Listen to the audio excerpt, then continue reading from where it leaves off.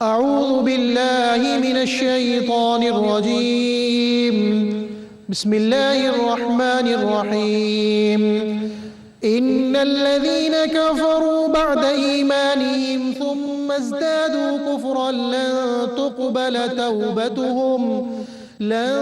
تقبل توبتهم وأولئك هم الضالون. إن الذين كفروا وماتوا وهم كفار فلن يقبل من أحدهم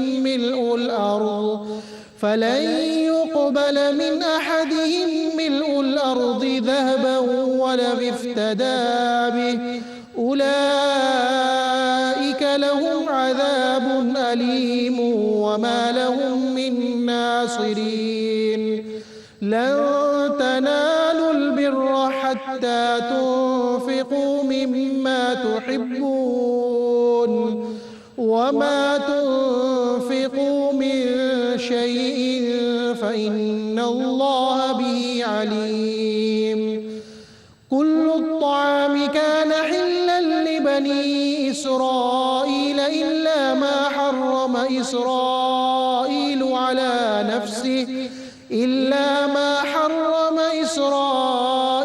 على نفسه من قبل أن تنزل التوراة.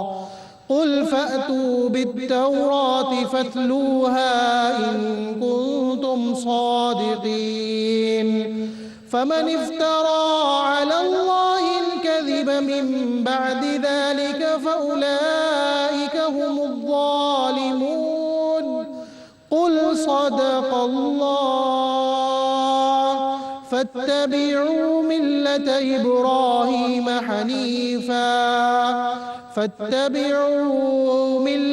إبراهيم حنيفا وما كان من المشركين.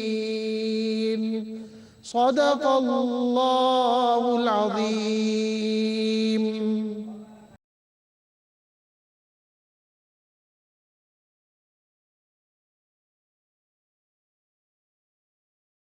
بسم الله الرحمن الرحيم. بسم الله الرحمن الرحيم.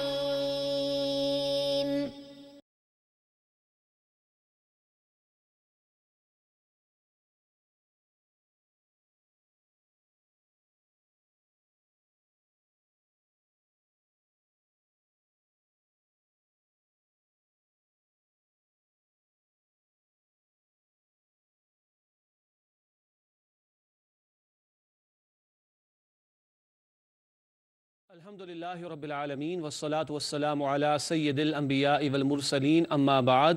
أعوذ بالله من الشيطان الرجيم. بسم الله الرحمن الرحيم. إن الذين كفروا بعد إيمانهم ثم ازدادوا كفرا لن تقبل توبتهم وأولئك هم الضالون. صدق الله العظيم. اللهم صل على محمد وعلى آل محمد وبارك وسلم.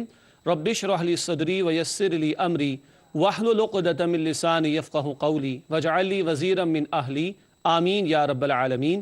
ناظرین کرام السلام علیکم ورحمۃ اللہ وبرکاتہ. پروگرام بصیرت القرآن میں خوش آمدید. آج پروگرام نمبر 99 آپ کی خدمت میں پیش کر رہے ہیں. انشاءاللہ آج ہم مطالعہ کریں گے سورہ آل عمران آیات 90 تا 95 کا.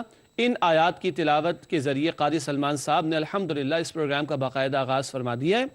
ہمارے ساتھ روزانہ کی طرح اسٹوڈیوز میں ہمارے نوجوان ساتھی جو قرآن اکیڈمی کراچی سے تعلق رکھتے ہیں موجود ہیں. آئیے انہیں خوش آمدید کہیں.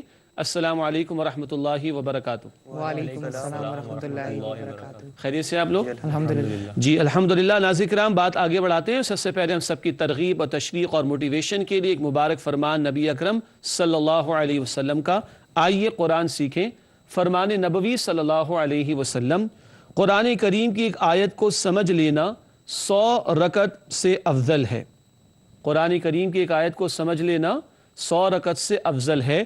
یہ ابن ماجہ شریف کی روایت ہے. مراد یہ ہے کہ قرآن کی ایک آیت کا مفہوم، اس کا ترجمہ، اس میں کیا حکم دیا گیا، کس بات سے روکا گیا، کیا تعلیم عطا کی گئی، ان پہلوؤں کے اعتبار سے ایک آیت کو سمجھ لینا 100 رکعت نفل نماز ادا کرنے سے زیادہ افضل بات ہے. الحمدللہ ہماری اس نشست کا، اس پروگرام کا مقصد یہ ہے کہ ہم قرآن کو سیکھ سکیں، سمجھ سکیں۔ اللہ تعالیٰ یہ اجر و ثواب ہر آیت پر ہم سب کو عطا فرمائے۔ ناظرین کرام، بات کو آگے بڑھاتے ہیں اور ہماری ترتیب کے مطابق آج کی زیر مطالعہ آیات کا ترجمہ کر لیتے ہیں۔ سورہ آل عمران آیات 90 تا 95 کا ترجمہ ارشاد ہوا، یقیناً وہ لوگ جنہوں نے کفر اختیار کیا ایمان لانے کے بعد پھر بڑھتے چلے گئے کفر میں، تو ان کی توبہ ہرگز قبول نہ کی جائے گی اور وہی لوگ گمراہ ہیں۔ بے شک جن لوگوں نے کفر کیا اور مر گئے کفر ہی کی حالت میں، تو ہرگز قبول نہیں کیا جائے گا ان میں سے کسی سے زمین بھر سونا، خواہ وہ اسے بطور فدیہ دینا چاہے۔ یہ وہ ہیں جن کے لیے دردناک عذاب ہے اور ان کے لیے مددگار کوئی نہیں ہوگا۔ تم ہرگز نیکی کو نہیں پہنچ سکتے یہاں تک کہ تم خرچ کرو اس میں سے جو تم پسند کرتے ہو، اور جو کچھ تم خرچ کرتے ہو کسی چیز میں سے تو بلا شبہ اللہ اسے جانتا ہے۔ تمام ہی کھانے حلال تھے بنی اسرائیل کے لیے سوائے اس کے جسے حرام کیا اسرائیل یعقوب نے اپنے اوپر اس سے پہلے کہ تورات نازل کی جاتی۔ اے نبی صلی اللہ علیہ وسلم فرما دیجئے، پس لاؤ تورات، پھر اسے پڑھو اگر تم سچے ہو۔ جو کوئی بھی اللہ پر جھوٹ گھڑے اس کے بعد، پس وہی لوگ ظالم ہیں۔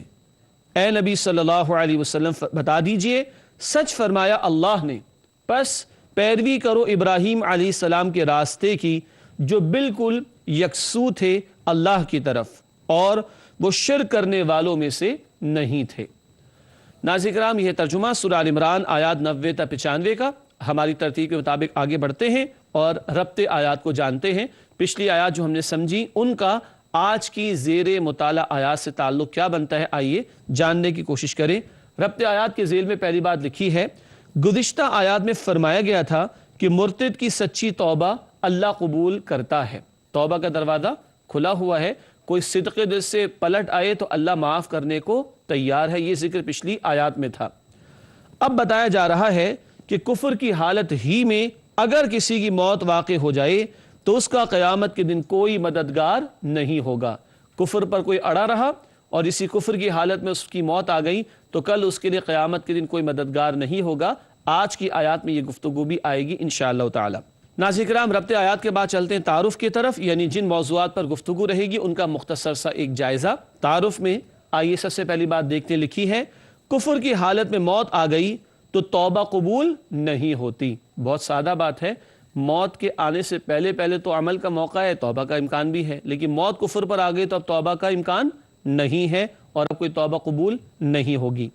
دوسری بات تعارف میں لکھی ہے، قیامت کے دن کسی کافر کا فدیہ قبول نہیں کیا جائے گا۔ تفصیل آگے چل کر آئے گی انشاءاللہ تشریح میں۔ تیسری بات تعارف میں لکھی گئی ہے، نیکی کے اعلیٰ درجے کو حاصل کرنے کے لیے اللہ تعالیٰ کی راہ میں اپنی پسندیدہ چیز خرچ کی جائے۔ محبوب ترین شے کو خرچ کرنے کا مطالبہ، تب نیکی کمال کو پہنچے گی۔ آخری بات تعارف کے ذیل میں لکھی ہے، حضرت ابراہیم علیہ السلام کی پیروی کی تلقین۔ نصارہ سے بھی گفتگو ہو رہی ہے، یہود کا بھی تذکرہ آتا رہا ہے، ان اہل کتاب کو تعلیم دی جا رہی ہے حضرت ابراہیم علیہ السلام کی پیروی کرنے کی۔ ناظرین کرام، تعارف کا بیان مکمل ہوا، اس کے بعد آیات کا تجزیہ۔ سورہ آل عمران آیات 90 تا 95 کا تجزیہ، ایک ایک آیت میں کیا کیا گفتگو ہوگی، آئیے اس کا مختصر جائزہ۔ سب سے پہلے آیت نمبر 90 ہے، کفر کرنے والوں کی توبہ قبول نہیں ہوتی۔ یہ بات پہلے بھی ذکر میں آ چکی ہے۔ اس کے بعد آیت نمبر 91، اس میں بھی تفسیر آئے گا کہ کفر کی حالت پر ہی کوئی چلا گیا دنیا سے تو توبہ قبول نہیں ہوگی۔ تو گویا آیت نمبر 90 اور 91 میں ایک ہی بات آئی ہے اس کی وضاحت کے ساتھ کہ کفر کی حالت میں کوئی دنیا سے جائے تو اب اس کی توبہ قبول نہیں ہوگی۔ اس کے بعد آیت نمبر 92 ہے اور اسی آیت سے چوتھے پارے کا آغاز ہوتا ہے، لن تنالوا البر حتى تنفقوا مما تحبون، اس سے چوتھے پارے کا آغاز ہوتا ہے۔ آیت نمبر 92، پسندیدہ چیز صدقہ کرنے کا بیان، بہترین شے اللہ کی راہ میں پیش کرنے اور خرچ کرنے کا تقاضا ہے۔ اس کے بعد آیت نمبر 93 ہے، یہود کی از خود حرام کردہ چیزوں کا تذکرہ۔ یعقوب علیہ السلام پر الزام لگا رہے تھے معاذ اللہ، اور خود کچھ چیزوں کو حلال حرام کرنے کے فیصلے کر بیٹھے تھے، اس کا تذکرہ آئے گا انشاءاللہ تعالی۔ اس کے بعد آیت نمبر 94 ہے، اللہ تعالیٰ پر بہتان باندھنے والے ظالم ہیں، اللہ کی طرف جھوٹی باتیں منسوب کرنے والے، اپنی منمانی باتوں کو کہنا کہ اللہ کی کتاب میں لکھا ہے، یہود نے حرکتیں کی نا، ایسے لوگوں کے بارے میں ہے کہ یہ بہتان باندھنے والے ظالم ہیں۔ آخری آیت آج ہم پڑھیں گے، آیت نمبر 95 95۔ حضرت ابراہیم علیہ السلام کی ملت کا اتباع کرنے کا حکم، یعنی ان کی ملت سے مراد ان کا طریقہ، اس کے اتباع کا حکم دیا گیا ہے۔ ناظرین کرام، الحمدللہ ترجمہ اور ربط آیات اور تعارف اور آیات کے تجزیے تک ہم پہنچے ہیں۔ اب آپ کے علم ہے کہ اس کے بعد ایک ایک آیت کا ترجمہ و تشریح پیش کیا جاتا ہے۔ آئیے مزید آگے بڑھتے ہیں اور سب سے پہلے سورہ آل عمران آیت نمبر 90 کا مطالعہ شروع کرتے ہیں۔ رب العالمین کی طرف سے ارشاد ہوا، ان الذين كفروا بعد ایمانهم ثم ازدادوا كفرا لم تقبل توبتهم واولئك هم الضالون۔ سورہ آل عمران آیت نمبر 90 ہے۔ آئیے اس کا ترجمہ دہراتے ہیں۔ لکھا ہے، یقیناً وہ لوگ جنہوں نے کفر اختیار کیا ایمان لانے کے بعد پھر بڑھتے چلے گئے کفر میں، ان کی توبہ ہرگز قبول نہ کی جائے گی اور وہی لوگ گمراہ ہیں۔ ناظرین کرام، یہ ترجمہ سورہ آل عمران آیت نمبر 90 کا۔ آئیے اس کی تشریح میں ایک ہی نکتہ ہے جو آپ کے سامنے رکھنا مقصود ہے، اس کا مطالعہ کریں۔ تشریح میں لکھا ہے، جو ایمان لانے کے بعد کفر پر ڈٹا رہا اس کی توبہ ہرگز قبول نہیں کی جائے گی۔ بات ربط آیات میں بھی آئی تھی نا، پچھلے درس میں یہ بات تھی کہ کوئی مرتد ہوا، دین سے پھر گیا ہے، کسی بنیادی بات کا انکار کر بیٹھا ہے، اگر سچی توبہ کر کے واپس آ جائے تو امکان موجود ہے کہ توبہ قبول ہو جائے، لیکن جو کفر کی حالت پر مر چکا ہے اب اس کے لیے کوئی امکان نہیں کہ اس کی توبہ کا موقع ملے یا اس کی توبہ قبول کی جا سکے۔ ناظرین کرام، آگے بڑھتے ہیں، سورہ آل عمران آیت نمبر 91 کا مطالعہ کرتے ہیں۔ رب العالمین کی طرف سے ارشاد ہوا، ان الذین کفروا وماتوا وهم کفار فلن يقبل من احدهم ملء الارض ذهبا ولو افتدى به اولئک لهم عذاب علیم وما لهم من ناصرین۔ سورہ آل عمران آیت نمبر 91 ہے۔ آئیے اس کا ترجمہ کرتے ہیں۔ ارشاد ہوا، بے شک جن لوگوں نے کفر کیا اور مر گئے کفر ہی کی حالت میں تو ہرگز قبول نہیں کیا جائے گا ان میں سے کسی سے زمین بھر سونا، خواہ وہ اسے بطور فدیہ دینا چاہے۔ یہ وہ ہیں جن کے لیے دردناک عذاب ہے اور ان کے لیے مددگار کوئی نہیں ہوگا۔ ناظرین کرام، یہ ترجمہ سورہ آل عمران آیت نمبر 91 کا۔ آئیے اس کی تشریح کی طرف چلتے ہیں۔ تشریح میں پہلی بات لکھی گئی ہے، کفار اگر سونے سے بھری ہوئی زمین بھی فدیے میں دینا چاہیں تو قبول نہیں کی جائے گی۔ کل بڑی حسرت کا معاملہ ہوگا، انسان کھڑا ہوگا اللہ کے سامنے اور چاہے گا کہ کچھ فدیہ دے کے چھڑا لے، اول تو کچھ ہوگا نہیں اس کے پاس، لیکن بالفرض ہو بھی اور زمین بھر سونا بھی کسی کو میسر آ جائے، گولڈ کی بات ہو رہی، زمین بھر سونا بھی کسی کو میسر آ جائے تو وہ اس سے قیامت کے دن بطور فدیہ قبول نہیں کیا جائے گا۔ کیوں؟ کل دارالجزا ہے، آج دارالعمل ہے، آج عمل کا موقع اور مہلت ہے، کل تو بدلہ ملنے والا ہے۔ بدلہ دیے جانے کے موقع پر تو دنیا میں بھی رزلٹ دے کے دن یہ نہیں کہا جاتا کہ چلو بیٹا پھر آپ کو ایگزامز کا موقع دے دیتے، پھر آپ ایک اٹیمپٹ کر لو، قطعاً ایسا نہیں ہوگا۔ زمین بھر سونا بھی بطور فدیہ قبول نہیں ہوگا۔ اگلی بات تشریح میں لکھی ہے، کوئی ان کی شفاعت بھی نہیں کرے گا کیونکہ کافر کے حق میں کسی کی شفاعت قبول نہیں ہوگی۔ ایمان اگر موجود ہو تو بے عمل آدمی ہوگا، گناہوں میں مبتلا ہوگا تو کوئی شفاعت کا امکان بھی ہوگا، لیکن کفر کی حالت میں کوئی گیا تو آج نہ اس کے لیے ہم دعائے مغفرت کر سکتے ہیں اور کل اس کے لیے کوئی شفاعت کا موقع بھی نہیں ہوگا۔ اللہ ہمیں کفر اور اس کی ہر شکل سے محفوظ فرمائے۔ ناظرین کرام، اس مقام پر آ کر تیسرے پارے کا اختتام ہوتا ہے اور چوتھے پارے کا آغاز ہوتا ہے سورہ آل عمران آیت نمبر 92 سے آیت نمبر 92 سے۔ آئیے اس کا مطالعہ شروع کریں۔ رب العالمین کی طرف سے ارشاد ہوا، سورہ آل عمران آیت نمبر 92، لن تنالوا البر حتى تنفقوا مما تحبون وما تنفقوا من شيء فإن الله به عليم۔ سورہ آل عمران آیت نمبر 92۔ آئیے اس کا ترجمہ کرتے ہیں۔ ارشاد ہوا، تم ہرگز نیکی کو نہیں پہنچ سکتے یہاں تک کہ تم خرچ کرو اس میں سے جو تم پسند کرتے ہو، اور جو کچھ تم خرچ کرتے ہو کسی چیز میں سے تو بلا شبہ اللہ اسے جانتا ہے۔ ناظرین کرام، بہت قیمتی آیت ہے۔ آئیے اس کی تشریح کی طرف چلتے ہیں۔ سورہ آل عمران آیت نمبر 92۔ تشریح میں سب سے پہلا نقطہ لکھا گیا ہے، نیکی میں درجہ کمال کے لیے محبوب چیزوں کا انفاق ضروری ہے۔ اللہ کے ہاں نیک بننے کے لیے دعوے کافی نہیں ہیں، سرسری سی کوئی کوشش کافی نہیں ہے، بلکہ پوری ڈیووشن، ڈیڈیکیشن، کمٹمنٹ، یہ الفاظ ہم کارپوریٹ سیکٹر میں استعمال کرتے ہیں، اکیڈمک لینگویج میں بھی استعمال کرتے ہیں کہ اس بچے نے بڑی ڈیڈیکیشن کے ساتھ جو ہے وہ اسٹڈیز کی، فلاں نے بڑی کمٹمنٹ کے ساتھ جو ہے کام کیا، بچے کو مل گئے اے سٹارز، اس کو مل گئی پروموشن۔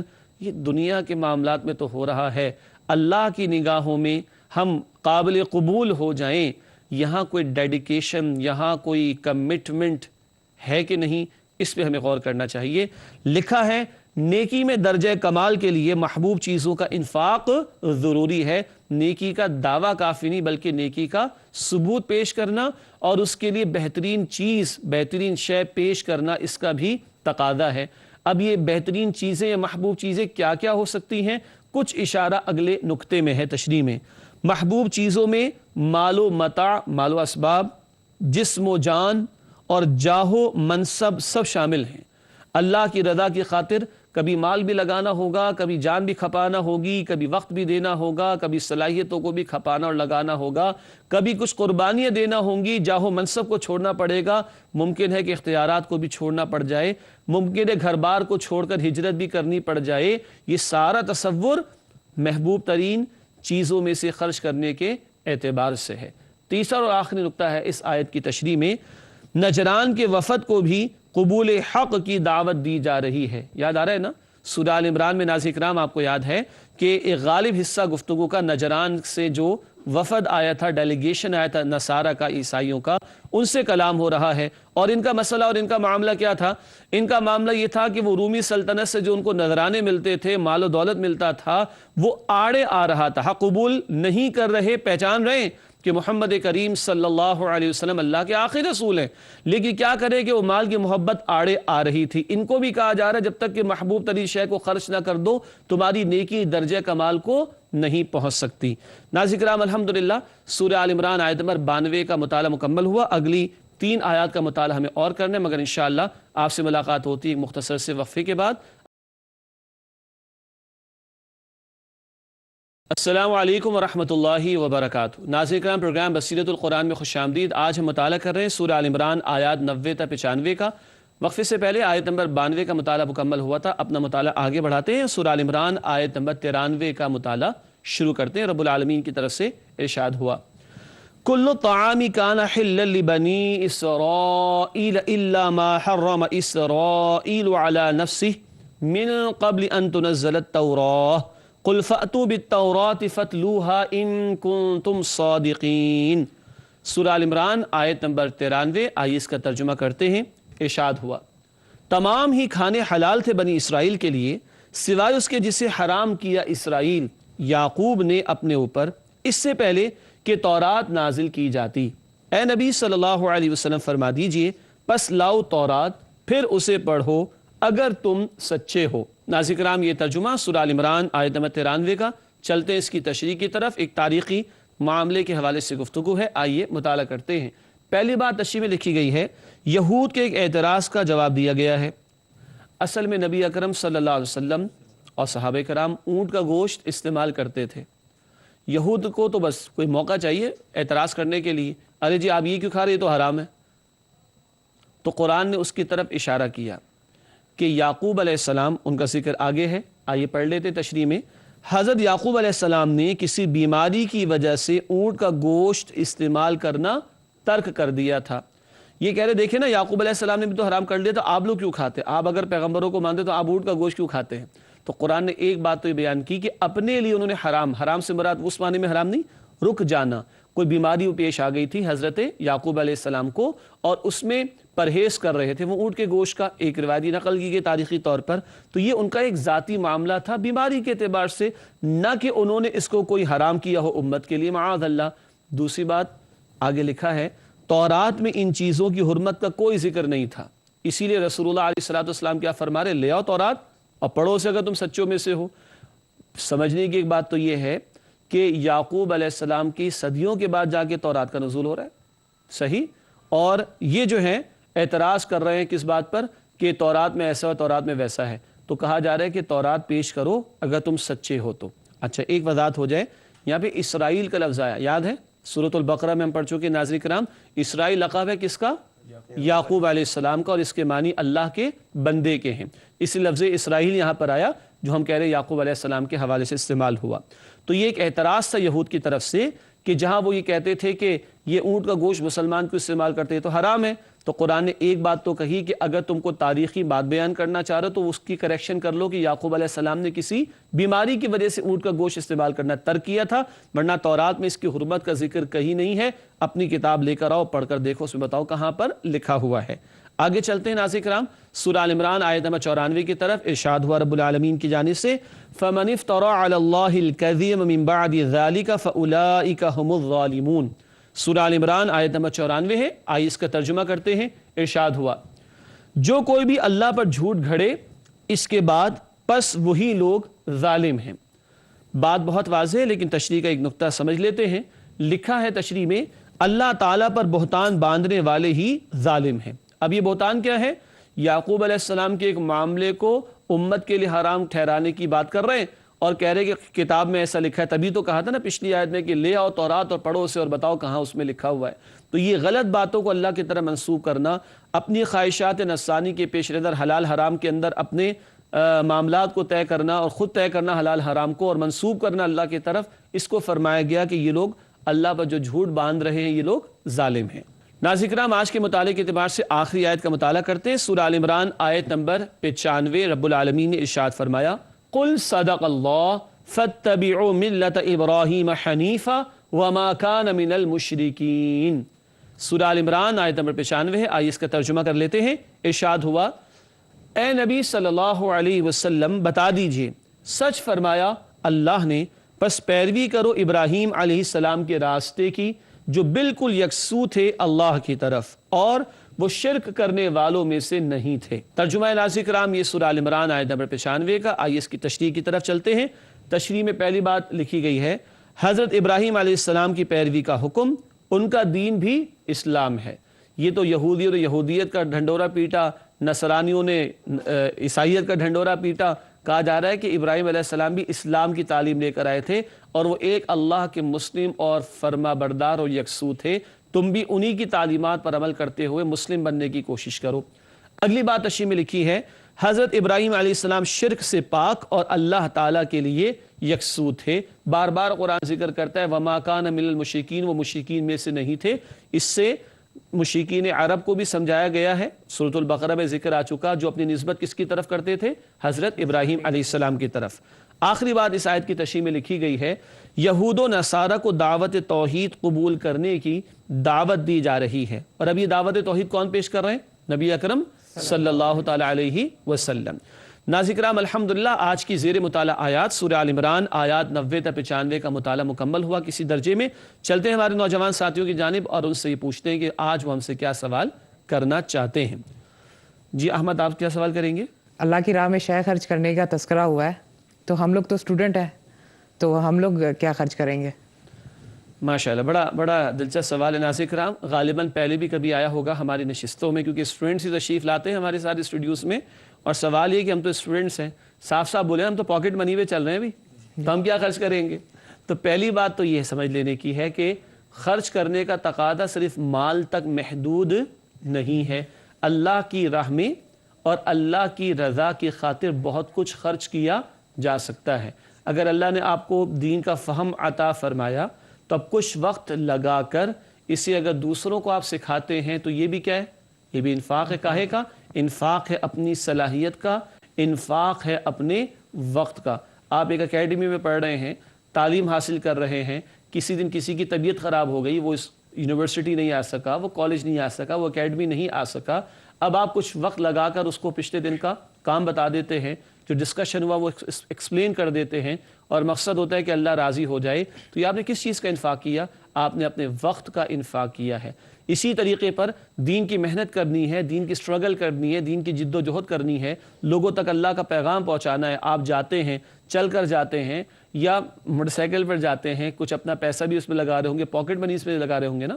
اسی طریقے پر آپ بکس پرچیز کر کے پاکٹ منی سے ہی کبھی کبھار مختصر سی بک لے کر کسی کو گفٹ کرتے ہیں تاکہ وہ خیر کی بات سیکھ سکے۔ یہ سارے پہلو کس میں آئیں گے؟ مال کا بھی خرچ ہوگا، وقت کا خرچ بھی ہوگا، صلاحیت کا خرچ بھی ہوگا، جسم کو بھی لگانا ہوگا، زبان کو بھی استعمال کرنا ہوگا۔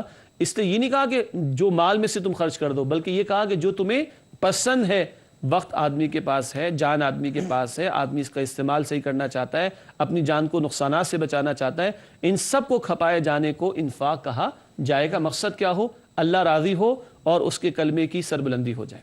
ٹھیک ہے جی عقیل، آپ کے پاس کیا سوال ہے؟ بسم اللہ الرحمن الرحیم۔ میرا سوال یہ ہے کہ آیت نمبر 93 میں تورات کا ذکر ہوا ہے کہ لے آؤ تورات اور اس کو پڑھو، تو اس میں کیا اس وقت تورات اپنی اصل حالت میں موجود تھی؟